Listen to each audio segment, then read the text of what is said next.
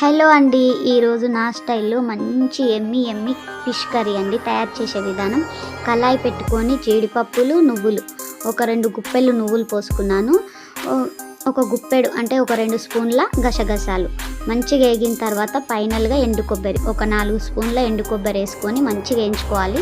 వేయించి పక్కన పెట్టుకొని అదే కళాయి పెట్టుకొని ఒక 2 స్పూన్ల జీలకర్ర, ఒక హాఫ్ స్పూన్ మెంతులు వేసుకొని వేయించుకొని పక్కన పెట్టుకోవాలి. ఇప్పుడు వేరే గిన్నె పెట్టుకొని ఆయిల్ పోసుకొని పోపు దినుసులు వేసుకొని పచ్చిమిర్చి పేస్ట్ పట్టుకున్న ఉల్లిపాయలు వేసుకొని దోరగా వేగిన తర్వాత ఫ్రెష్గా నూరు పెట్టుకున్న అల్లం వెల్లుల్లి పేస్ట్ వేసుకొని పచ్చివాసన అంతా పోయిన తర్వాత చిటికెడు పసుపు, ఒక స్పూన్ కారం వేసుకొని మంచిగా వేగిన తర్వాత మనం నీట్గా కడిగి పెట్టుకున్న ఫిష్ వేసుకొని ఒక 10 నిమిషాలు మగ్గించుకోవాలి.